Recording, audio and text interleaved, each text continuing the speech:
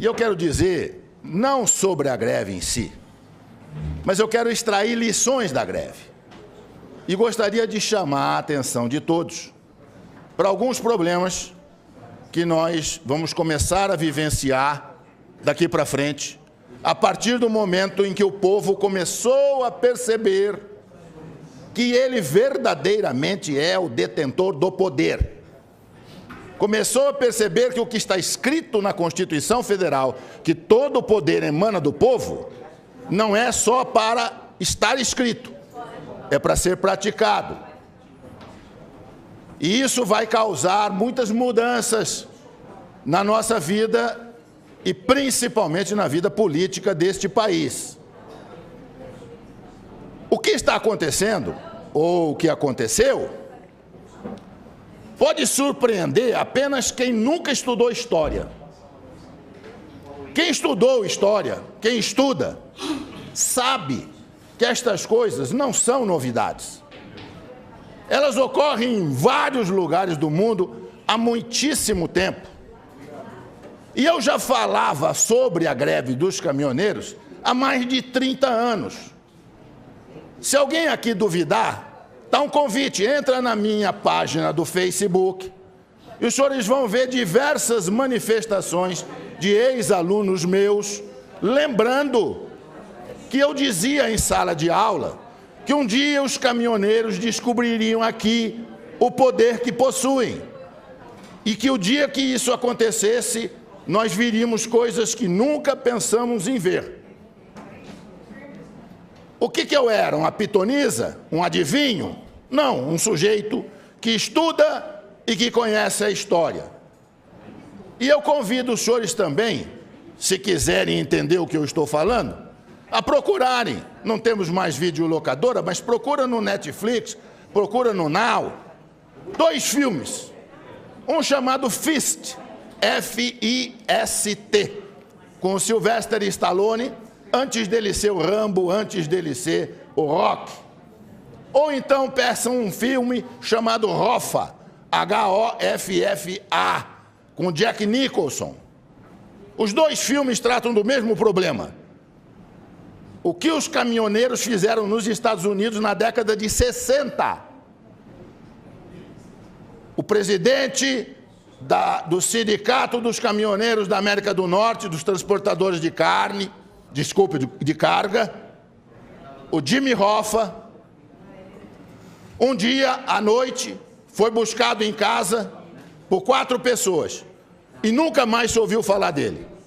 Nem o rastro, nem o cheiro. Provavelmente está sepultado em um pilar de ponte que estivesse sendo concretado naquele momento ali em Nova York. E lá nos Estados Unidos inteiro dizem que foi o Kennedy quem mandou matá-lo, porque não aguentava mais o que os caminhoneiros estavam fazendo com o governo americano. Assistam o filme. Tem 50 anos esse filme.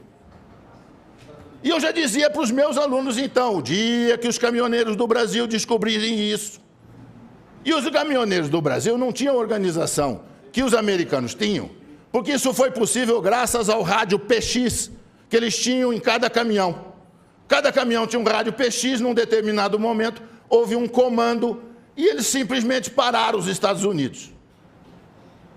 Nós não tínhamos rádio PX, mas de repente descobrimos que temos uma coisa que funciona quase tão bem ou melhor, chamado WhatsApp. Os senhores não fazem ideia do que o WhatsApp vai fazer daqui para frente. Se a sociedade brasileira descobrir que se ela se organizar, ela tem o mesmo poder, nós vamos ficar abismados com as coisas que vão acontecer nesse país.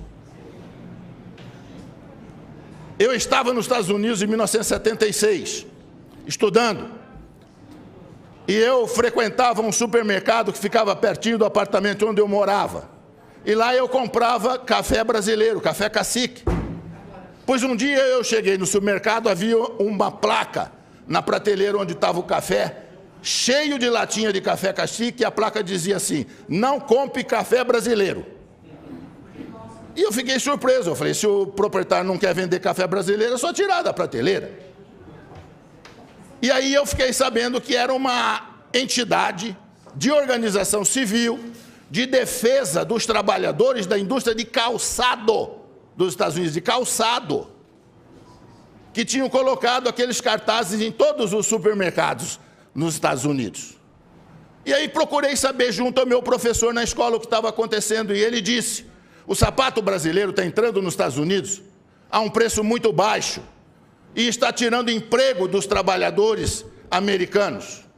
E nós suspeitamos que é o governo brasileiro que está isentando de impostos os calçados. Por isso que eles estão chegando aqui a esse preço aviltante. E o sapato é melhor do que o nosso, veio demais, e nós estamos perdendo emprego. Então, o que nós vamos fazer? Boicotar os sapatos? Não, inteligentemente, boicotaram o principal produto de exportação do Brasil, que era o café. E puseram a tabuleta: não compre café brasileiro. Aí perguntei ao professor: mas por que o dono do supermercado deixa colocar no supermercado dele um cartaz desse que prejudica ele?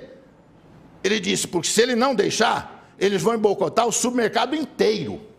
Inteiro.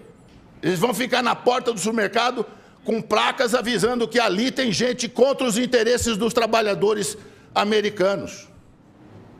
Isso chama-se organização da sociedade civil. A Coca-Cola mudou nos Estados Unidos a fórmula da Coca-Cola, botando um pouco mais de açúcar na fórmula.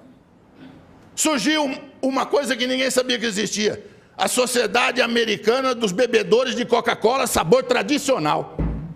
E boicotaram a Coca-Cola, que foi obrigada a recuar e voltar a fabricar a Coca-Cola na fórmula antiga.